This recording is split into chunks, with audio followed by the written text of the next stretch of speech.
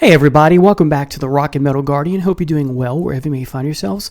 Blessings to all of you wonderful people out there. As you can see from my thumbnail, I would like to talk with you about toxic music fandom. We all know that passion is a double-edged sword. If we're passionate about something, in this case music, it can be a wonderful motivator, lead us down the road to explore so many different avenues of new music or old music and make that old music new again, and that kind of thing, re-explore, reassess, all kind of wonderful roads, right? But at the same time, passion in anything, and of course in music as well, in the arts, can be poisonous, can be toxic, because it can produce a extreme level of pride where we become egotistical, dare I say narcissistic, and force people to have this mindset that they're the main character, and what we call main character syndrome these days, and that infringes upon the bubble, if you will, of other people's tastes and preferences and that kind of thing. So as you again see from the thumbnail, I have that iconic moment from Family Guy where Peter says that he finds The Godfather unlikable. He says that it insists upon itself and all that. It's very funny, but like many a Family Guy skit or moment, you have, like so many stand-up comedians, you have an underlying serious message to that funniness. So I thought I would weigh in on my take on, how that moment, that brief moment in the series, is such an encapsulating moment for art in general. And of course, this is a music channel, so mostly talk about music. And for the longest time, I didn't understand what Peter meant by how a piece of art could insist upon itself. So I did some research, and I started thinking myself, deeply, and I have some ideas now that I'll present to you. But again, as you can see from the thumbnail, Lois, Brian, to some degree Stewie, and Chris especially perhaps, are very toxic in trying to force upon Peter, hey, you must feel this way kind of thing. And poor Peter's just trying to express his opinion. He's the nonconformist. And of course, it begs the question, is Peter doing this just to do it, to get a rise out of? I don't think that's the case, because so the story goes that Seth MacFarlane said that this scene came about because this was an actual discussion in the break room with his co-stars, and he brought it up, and he didn't care for The Godfather, not else, that sort of thing. So he thought it'd be a great scene in one of the episodes. And there we have it for us to enjoy and laugh, but it has that serious undertone, of course. So part of my research, and then I have my own ideas too. So according to one definition, the phrase "it insists upon itself" suggests that something has a quality of self-importance or self-justification. It often implies that an idea, an argument, or concept, in this case art, and the ideas, arguments, or concepts surrounding said art, is so compelling or significant that it demands attention and cannot be ignored. This phrase can also convey a sense of inevitability or a strong presence that asserts its relevance or validity without needing external validation. It is famously used in the context of literature or art, where a work might be so profound or impactful that it requires the audience to engage with it on a deeper level. The phrase can also indicate a stubbornness or an unwillingness to change or adapt. Overall, it reflects a notion of intrinsic value or authority that something possesses in its own right. Now, other research says that what's said here is verbally ironic, that it's an example of verbal ironic, that everything I just said is meant to be sarcastic, that the insisting upon itself, the self-importance or self-justification is to the degree that it flips on its head and is really pretentious or ostentatious. Pretentious is a better word. And, of course, that means to impress, right? But with the following: pretentiousness attempting to impress by affecting greater importance, talent, culture, etc., than is actually possessed. So it doesn't possess the importance, talent, etc., as it attempts or it tries to impress upon said audience. Now, some of my ideas are the following: that, and this comes from what Lois and Stewie and Chris say, they give the names Robert De Niro, Robert Duvall, Al Pacino, Okay, so really good actors most of the time, but you will find occasionally, from these household names, there's a movie here or there that aren't very good or stinkers or that kind of thing. Chances are you got these in a movie, they're going to be good. Let me go on record saying I love The Godfather, but that's not my point. I still understand where Peter and people like Peter are coming from, and I symbolically, like so many of us, represent Peter, while so many other people represent Lois and Brian and Stewie and Chris. Meg's not in the video for some reason. Anyway, so back to Pacino, Duvall, and De Niro. Fill in the blank, any actor, any movie that has a household name kind of thing.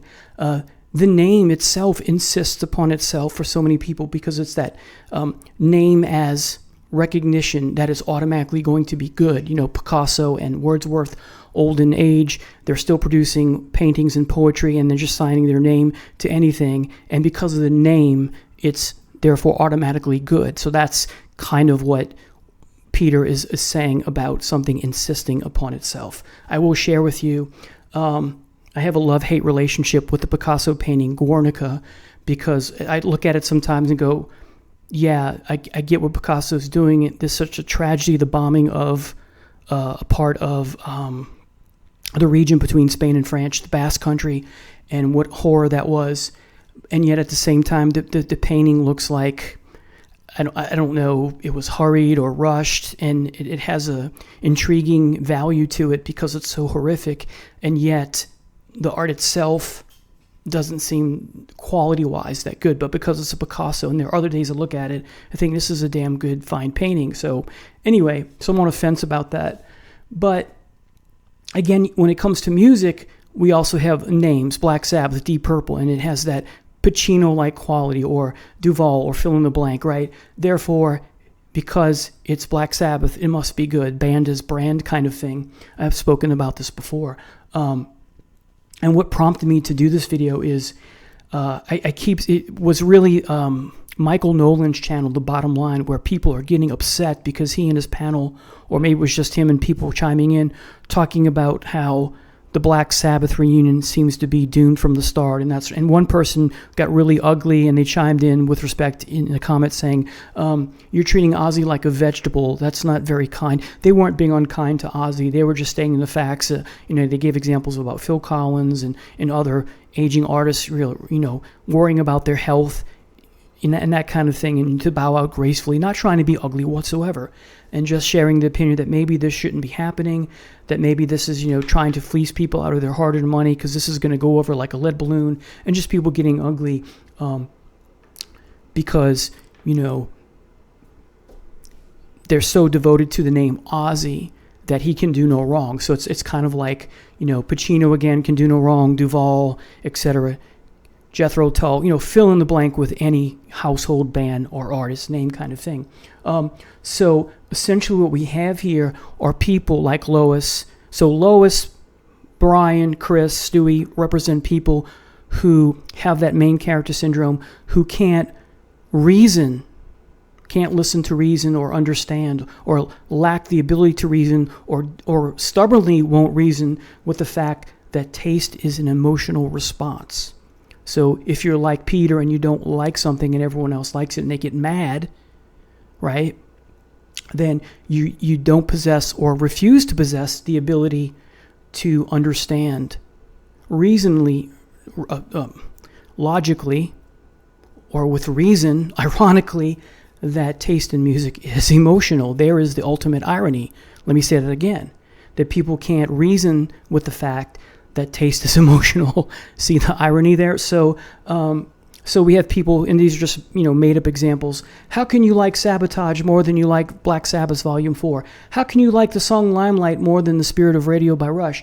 How can you not like the Talking Heads? That kind of thing. So again, that main character syndrome. So in doing some more research, well, let me get to something else that I have on my phone. This is something I just wrote down on my phone in the notes section. Why I think that The Godfather is great. Peter's argument and the way his family responds illustrates what so many people don't understand or refuse to understand, and that is preference. i.e. taste. People who get mad because you don't like what they like have main character syndrome, as I said. Everyone must be like them in matters of artistic taste, whether music, movies, etc. I stay away from people like Lois, Chris, and Stewie, and Brian, and who they represent. So,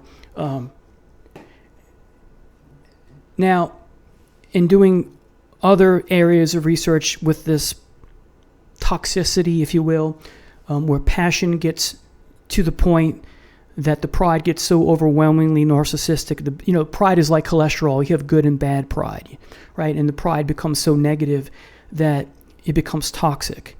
And in my research from psychology websites and books and whatever, overall what I've gathered is that people generally, not all people, but people generally, or large numbers of people worldwide, generally don't care about your opinions. They just want to hear their opinions coming out of someone else's mouth. They get upset when they don't hear what they want to hear. Now, of course, I care about others' opinions. Absolutely. I want to know, for example, how do you feel about said album, said artist, my rankings, someone else's rankings, the Black Sabbath tour. You agree? Great. We can bond over that. If you don't agree, that's great too, because you have a different point of view. The problem comes in with the ugliness and the getting mad and getting belligerent and going on the defensive because some people can't recognize the beauty of preference, as it were. So, again, I love to hear what other people are saying, but at the same time, the ugliness is a turnoff, and the how can you not like that is such a turnoff. Instead, people should say, I guess, something along the lines of, okay, I'm not sure why you don't like this, but I like it, here's why, that kind of thing, a rebuttal. And who's to say, maybe, if you can, if others can, instead of getting mad and upset and doing the circular illogical thing, like in the video, the Family Guy video, state your case. And if we still don't agree, well, that's fine too. That's the beauty of, disagreement, healthy disagreement, because if we all like the same thing, how boring would the world be, and we'd be living in a dystopia, basically, right? So what Lois and Stewie and Chris are doing, they're taking one person's opinion and people that they represent, they take that person's opinion as a personal affront. It's not personal. Here's a great example. Someone's been posting, I've seen it here and there recently on YouTube, episodes of Siskel and Ebert, and sometimes just Ebert by himself, because Siskel died before Ebert did. And I forget the movie that Ebert was reviewing, but he said something along the lines of, this movie is a personal affront on my taste. And he said, it's offensive to my taste as well. And I thought to myself, then you don't have to watch the movie ever again. Why are you letting it bother you so much? It's offensive to your taste in art. Well, that's ridiculous, because everyone's taste is different. Why should a movie cater to your taste all the time? That's just asinine. That's one of the dumbest things I've ever said come from a critic. This is one of the problems I have with many a professional critic. Anyway, I was always more in the line of Siskel, because he could get a little arrogant at times, but he did it in a more, his tone was much more calm and less, insistent upon, as Ebert's is, and that kind of thing. He never said, to my recollection, because I used to watch it all the time growing up, such an asinine, illogical thing. Anyway, so taste in music. So when Peter says, The Godfather isn't a good movie, or he didn't care for it, it's not meant as a insult on your taste, but yet people make that erroneous connection, don't they? One person's opinion, like Peter and who he represents, is just one person, and yet people take it to heart. They take it too seriously. It's just one person. Peter's one person, and all the people like him that he represents, including myself, one person One opinion, nothing more, nothing less. So you get a lot of people who say things like, they don't like your opinion, and they say, who the hell are you? Well, now you're the one who's making it more than the people who say that are making it more. They're making it more large than it has to be, because when someone says something like, who the hell are you? You're implying that, that person is nobody, and yet ironically at the same time, you're saying that what they said, even though they're a nobody in your eyes, that has affected you personally. So see the contradiction and the hypocrisy or the paradox? That's the problem. So Peter, like so many of us, is just one person who is sharing their thoughts and views. It's their opinion. If it bugs you too much, you're the one who has the problem, right, would be the argument. It's not Peter who has the problem. It's Lois, it's Stewie, it's Chris, etc. People who get upset and mad and say, who the hell are you? Or just like the characters in that video, not Peter, are placing too much weight on what one person has to say. Don't. Move on. You clearly don't understand the concept of preference, or you're stubborn and blind to the idea, or you know it, but you have that main character syndrome, and everyone must think like you think.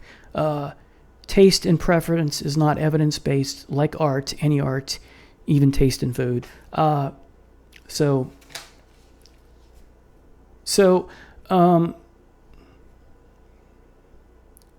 what I've grown to understand from a psychological standpoint is the following. People get mad at it's just my opinion because they don't like to hear other people's points of view, as I said, so they grow defensive. Everyone has an opinion and is entitled to it. That's clearly stating the obvious. But I'll add to that, everyone has an opinion and is entitled to it as long as they don't force it on someone, right? I've talked about that before. Trying to insist you must like this kind of thing, or people buying you things music-wise that you've already told them you don't like, and yet they try to force it down your throat. And you're entitled to your opinion also, as long as you're not mocking, making fun of that person because of their difference in opinion. Essentially, people who get angry about people disagreeing with their point of view tend to try to be the ones forcing their opinions on people or others. So when they fail at assimilating others, as in the case that Lois, etc., fail at assimilating Peter's viewpoint, they resort to ugliness and sometimes violence. There's no violence in the cartoon, but you can see from the tone of Lois and especially Chris, I believe, they're seriously mad. So that's essentially what's going on in that video, and it's meant to be funny, but at the same time, there's that underlying level of seriousness. So that's why I talk about this today. Let's see, was there something else I wanted to say? Yes, here we go. It's kind of part of that, well, it's not kind of, it's part of that tribal problem, that tribalism that we have. So ultimately, what can we do to avoid people that Lois and Stewie and Chris represent, is try to stay away from them as much as you can if you can't get them to listen to reason.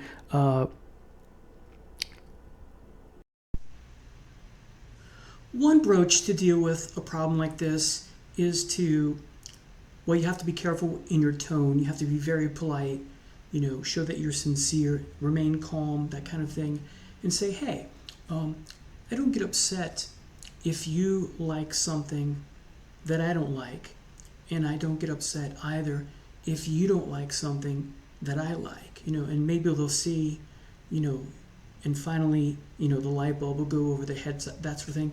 And if that doesn't work, here's something that I highly recommend. But again, you got to watch your tone and be nice and polite and calm, remain calm, right? That kind of thing. And say, hey, do you like everything? Chances are they're going to say no. So you then you follow up with that open-ended question. Is there music specifically that you don't like? Give me an example. And they'll say, hey, I don't like this. And then you say, again, very nicely, then what's to understand? Or, I'm sorry, then what's not to understand, right? Now they can see, wait a minute, I get it. Hopefully. Now, if that doesn't work, then there's clearly no reasoning with this person. Now, this is never going to go away. I recognize that. I'm not saying where people are always going to be stubborn and insist, there's that word again, that you have to like what they like, and they will, go at great lengths and go down go to great lengths, climb every mountain, that kind of thing, to insist that, this is a great work of art and that kind of thing. And maybe they can convince you, but if they don't, that's just the way it is. Again, this is never going to stop. My advice is to just ignore it and keep doing what you're doing. Keep listening to the things that you love, or keep, your eye on and enjoy whatever the art is that you love, whether it's painting, pottery, sculpture, architecture, with respect to music, whatever genre or subgenre it is, punk, new wave, bebop, hard bop, jazz, the whole spiel. So anyway, thank you for watching. Take care. God bless. Bye now.